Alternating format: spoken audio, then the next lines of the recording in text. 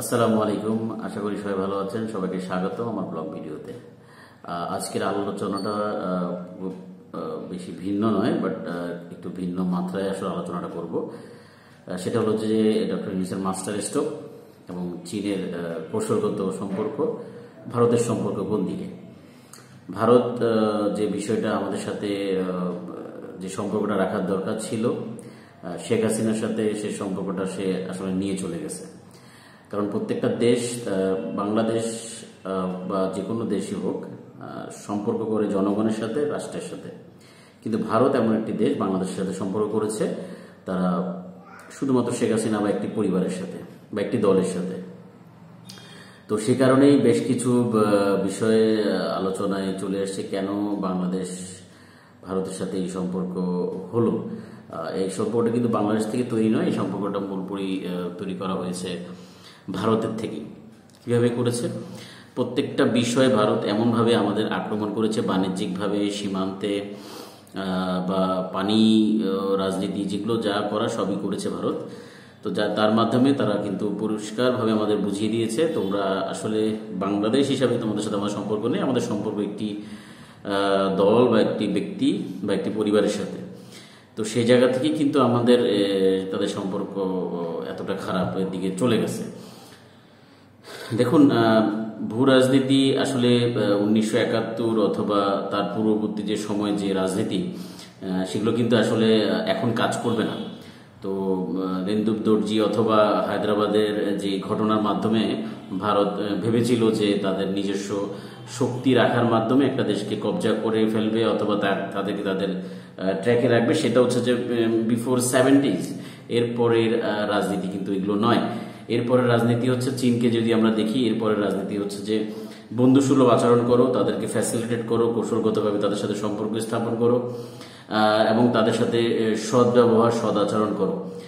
তার মাধ্যমেই একটা সম্পর্ক ধরে রাখা বা ভৌগোলিক শক্তিমত্তাকে বড় করার একদম উৎকৃষ্ট উদাহরণ যদি আমি ধরি চীনকে যেভাবেই ভারত মূল্যায়ন করুক, কারণ চীন সবসময় এবং ভারত সবসময় কিন্তু চীন, পাকিস্তান বা তাদের যারা এন্টি, তাদেরকে একটা বাজেট, আমি লাস্ট আমার ভিডিওতে তাই বলেছি যে ন্যারেটিভ দেওয়ার চেষ্টা করে, সেই ন্যারেটিভের একটা অংশ হিসাবে চীনকে ধরা হয়। তবে যার যার একটা কৌশলগত ভিত্তি থাকে, ভারত তার যে কৌশল, সেই কৌশলটা আসলে ভুল কৌশলে এগোচ্ছে। কারণ এখন এই কৌশল দিয়ে মূলত সত্যিকার অর্থে রাজনীতি করা, ভৌগোলিক রাজনীতি করা খুবই দুষ্কর। আসুন আমরা আসলে আলোচনা করি যে ওই বিষয়টাই, যে যেমন দেখেন ভারত কিন্তু আমাদেরকে দূরে সরিয়ে দিয়েছে। যেমন প্রথমে ওরা বন্ধ করলো যে আমাদের চিকিৎসা, ভাবলো যে আমাদের চিকিৎসা যদি না নেই সেক্ষেত্রে আমরা ভয়াবহ সিচুয়েশনে পড়ে যাব। সেটা থেকে তারা আমাদেরকে আক্রমণ করলো চিকিৎসা, কারণ আমরা চিকিৎসা হয়তো বা নেই, তাদের থেকেই নিতে হবে আমাদের, এমন একটা চিন্তা থেকে কিন্তু আমাদেরকে তারা আক্রমণটা করলো। কিন্তু আলটিমেটলি লুজার কারা হলো এই বিষয়ে আসলে আপনাদেরকে খুব বেশি ডিটেল বলার নেই। আমাদের কলকাতা যে ভাইরা আছে তারা অলরেডি এই বিষয়ে খুব ক্ষোভ প্রকাশ করেছে।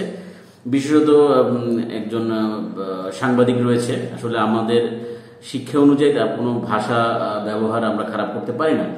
তো সে হয়তো বা করেছে আমাদের সম্পর্কে, তার শিক্ষাটা ওভাবেই বা তার রাষ্ট্রের শিক্ষাটা ওভাবে এসছে কিনা আমি জানি না, হলে খুব দুর্ভাগ্য। আমরা নাকি চিকিৎসা না নিয়ে মারা যাব, এই ধরনের বিভিন্ন বক্তৃতা ময়ূক রঞ্জন নামে একজন সম্ভবত সাংবাদিক হতে পারে, তাকে সাংবাদিক হিসেবে আমি গণ্য করি না। কারণ সাংবাদিকতা যদি এমন হয় তাহলে ভারতীয় যে সাংবাদিকতা পড়াশোনা একটু নেক্সট লেভেলে আছে এবং তাদের পড়াশোনা সম্পর্কে আসলে আমাদের একটা স্পষ্ট ধারণা হয়ে যায়। তো দেব ময়ূক রঞ্জনের বিষয়ে আসি, সে যে প্রোপাগান্ডা চালিয়েছে বাংলাদেশের হিন্দু অত্যাচার এবং বাংলাদেশের সম্পর্কে যে খারাপ যে প্রোপাগান্ডাগুলো চালিয়েছে সেগুলো সম্পর্কে আমরা সবাই জানি। কিন্তু প্রথম যে অ্যাকশনটা করেছিল আমাদেরকে হাসপাতাল নিয়ে, তো হাসপাতাল নিয়ে করার পরে অ্যাকচুয়ালি আমাদের কি কোনো ক্ষতি হয়েছে? ক্ষতি হয়নি।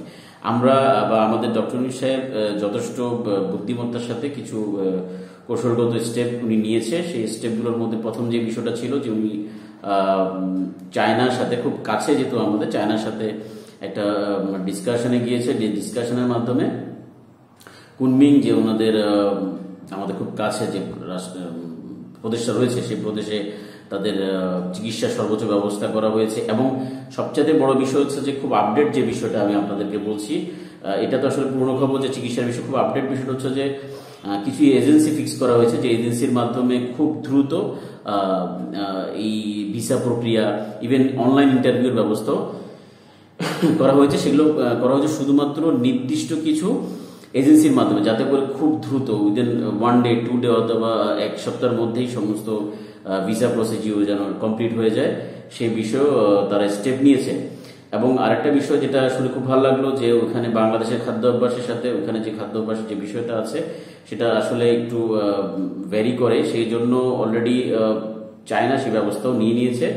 এবং পরিবেশ, খাদ্যাভ্যাস যেভাবে থাকে একজন আমাদের দেশের মানুষ এখানে গিয়ে থাকার জন্য যে পরিবেশ, সমস্ত পরিবেশ অলরেডি তারা করে ফেলেছে, সেটা ভালো একটা খবর। আর ভাষাগত যে বিষয়টা ছিল সেটা বেরিয়ারের জন্য, সেখানে বাংলা কমিউনিকেশনের জন্য আরো বেশ কিছু স্টেপও অলরেডি নেওয়া হয়ে গেছে। তো সেই আসপেক্টে বলতে পারি যে চায়না কিন্তু কৌশলগতভাবে এটা একটা বলতে পারি যে স্ট্রাইক করেছে, কারণ ভারতের মুখে শুধু এয়ার স্ট্রাইক শুনি, তারপর হচ্ছে যে ওদের ভাষায় ঘুষকে মারে, এই ধরনের ভাষা তারা ইউজ করে। আসলে এই ধরনের রাজনীতি এখন আর চলবে না, ভারতের রাজনীতি ফেল। তো সেক্ষেত্রে চায়নার সাথে আমাদের যে কাজ, সেক্ষেত্রে সেইটা যে আমরা নেক্সট লেভেলে নিয়ে চলে গেছি। পাকিস্তানের সাথে করেছে এতদিন, পাকিস্তানের সাথে না এখন তালমেতার অবস্থা, এখন বাংলাদেশের সাথে এসে বিভিন্ন স্ট্রাইক তারা করার চেষ্টা করতেছে, কিন্তু প্রথম স্ট্রাইক হাসপাতাল দিয়ে সেটা ফেল করে গেছে। আচ্ছা, আসুন দ্বিতীয় স্ট্রাইকে তারা কি করলো, সেক্ষেত্রে আমাদের অপশন কিন্তু তৈরি হয়ে গেল। প্রথম স্ট্রাইক দেখেন, প্রথম স্ট্রাইক কিন্তু আমরা শেষ করে ফেললাম, হাসপাতাল দিয়ে আমরা অল্টারনেটিভ ক্রিয়েট করলাম। দেখেন আমাদের অল্টারনেটিভ যখন ক্রিয়েট হয়, ভারত লুজার হয়, আমরা কিন্তু লুজার হই না। এখন সেকেন্ড স্ট্রাইকে আসেন, কি করলো আমাদেরকে, সেকেন্ড স্ট্রাইকটা করলো আমাদের যে ট্রানজিট যে সুবিধা ছিল, দিল্লি থেকে এয়ার সুবিধা যেটা ছিল ইউরোপের বিভিন্ন দেশে যেত, সেইটা বন্ধ করে দেওয়া হলো। বন্ধ করে দিয়ে আমাদেরকে অনেক বড় বিপদে ফেলানোর যে চিন্তা, সেই চিন্তাটার থেকে তারা আসলে লুজারই হয়েছে। যে পয়সাটুকু পেত সেই পয়সাটাও তাদের শেষ। আলটিমেটলি লাভ কাদের হলো, লাভ হলো আমাদের। কিভাবে লাভটা হলো, আমরা নিজস্ব একটি ব্যবস্থাপনা তৈরি করতে পেরেছি, যাতে আমাদের খরচ এবং আমাদের সময় দুটো বেঁচে গেছে। যেটা আগের সরকারের কারণেই আমাদেরকে ওইটা করতে হতে বাধ্য করতো, বাট আসলে আমরা কিন্তু এটাতে মূলত জিতে গেছি। কিভাবে জিতেছি দেখেন, আমরা আমার দুটো এয়ারপোর্ট সিলেট এবং চট্টগ্রাম দুটোকেই কিন্তু আমরা সচল করেছি এই ট্রানজিটের ব্যাপারে। ডিরেক্টলি এখন চট্টগ্রাম বন্দর থেকে বা চট্টগ্রাম ইপিজেড থেকে অথবা ঢাকা থেকে সরাসরি সিলেট এবং চট্টগ্রাম যে দুটোকে ব্যবহার করার মাধ্যমে এই এয়ারশিপটা হচ্ছে, যেটা আগে দিল্লি থেকে হতো। তো আমি মনে করি দুটো বিষয়ই আমাদের জন্য পজিটিভ হিসাবে কাজ করেছে। তো এটা হলো যে তাদের সেকেন্ড স্ট্রাইক ছিল। থার্ড স্ট্রাইক যেটা ওরা কাজ করলো, সেটা হলো যে আমাদের গার্মেন্টস পণ্য তারা নেওয়া বন্ধ করে দিবে। আলটিমেটলি তাদের উপর আমরা কখনো নির্ভরশীল ছিলাম না, হয়তো বা বেশ কিছু একটা অ্যামাউন্ট ওই সময় মনে হচ্ছিল, বাট আমাদের অল্টারনেটিভ অনেকগুলো দাঁড়া হয়ে গেছে। তো ওরা আমাদেরকে স্ট্রাইক করে, আমরা আসলে পাল্টা স্ট্রাইক হিসেবে তাদেরকে আঘাত না করলে আমাদের অল্টারনেটিভ আমাদের জন্য ভালো হয়ে যায়। ধন্যবাদ। আরো কোনো কিছু স্ট্রাইক থাকলে করতে পারেন, আমাদের জন্য এটা বেটার। আর এখন দেখেন ভারতের কি হয়েছে, ভারত কি করেছে, ভারত তাদের যে হাসপাতাল, তাদের যে ভ্রমণ ট্রাভেল সমস্ত বন্ধ আমাদের করে দিয়েছে না। আমাদের অল্টারনেটিভ তৈরি হয়ে গেছে, চিকিৎসা হয়ে গেছে চায়না। আমরা যদি এখন ঘুরতে যাই, মোস্ট রিলেটেড তো পাকিস্তান যাওয়া যাচ্ছে, খুব ভালো একটা বিষয়। তারপর হচ্ছে যে ভ্রমণের জন্য যেটা বলছি আমি, অল্টারনেটিভ তৈরি হয়ে গেছে। নেপাল ভুটান তো আমরা যাচ্ছি, এই ব্যাপারে আর কোনো সমস্যা নেই। আপনাদের ক্ষতিটা কি হলো, 8 থেকে 10,000 কোটি টাকা শুধুমাত্র আপনাদের চিকিৎসার জন্য লস, আরো 10,000 কোটি টাকা আপনাদের ভ্রমণের লস। এরপর আমাদের সাথে বাণিজ্য নিয়ে যেটা করলেন, আমাদেরকে লস করতে গিয়ে আলটিমেটলি নিজেদের ওই যে কৃষকরা কিন্তু পেঁয়াজ ফেলে দিচ্ছে, আমরা নাকি না খেয়ে মারা যাচ্ছি। বাট আমরা তখন আপনাদের থেকে যখন কিনে খেতে হতো তখন 120 টাকা করে কিনে খেতে হতো, আপনাদের থেকে না এনে আমরা এখন কত খাচ্ছি, 40 থেকে 60 টাকার মধ্যে আমরা কিনে খাচ্ছি। তাহলে আমরা এখানেও স্ট্রাইক করে ফেললাম, আমাদেরই লাভ হচ্ছে। করেন, আরো কিছু করার থাকলে আপনারা করতে পারেন। তো এখন যে রাজনীতিটা আপনারা করতেছেন, সেই রাজনীতিটা আসলে আপনাদের কোনো বেনিফিট হয়নি। আলটিমেটলি যদি আমি ওভারঅল যদি চিন্তা করি, আপনাদের 50 থেকে 60,000 কোটি টাকার একটা বিশাল বাণিজ্য বাংলাদেশের সাথে ছিল, সেই জিনিসটা কিন্তু আপনারা আলটিমেটলি হারিয়েছেন। তো সেটা হারানোর মাধ্যমে আপনারা কিন্তু কিছুই গেইন করতে পারেন না, বরঞ্চ আপনারা কি করেছেন, একটা নির্দিষ্ট দল অথবা নির্দিষ্ট ব্যক্তির সাথে সম্পর্ক স্থাপন করেছেন, তার মাধ্যমে নিজেদের ব্যক্তিত্ব হারিয়েছেন, নিজেদের সম্মান হারিয়েছেন। আমরা সবসময় প্রতিনিধির সাথে ভালো সম্পর্ক স্থাপন করার চেষ্টা করি। বারবারই এটা বলছি, আপনাদের যদি মানসিকতা বা নৈতিকতা চেঞ্জ না করেন কিন্তু আলটিমেটলি আপনারাই লুজার হবেন। আমাদের দেশ নিজেরা স্বাবলম্বী হয়েছে, স্বাবলম্বী হয়ে কিছু কি আমাদের ক্যাপাসিটি, পারচেজিং ক্যাপাসিটি বেড়েছে।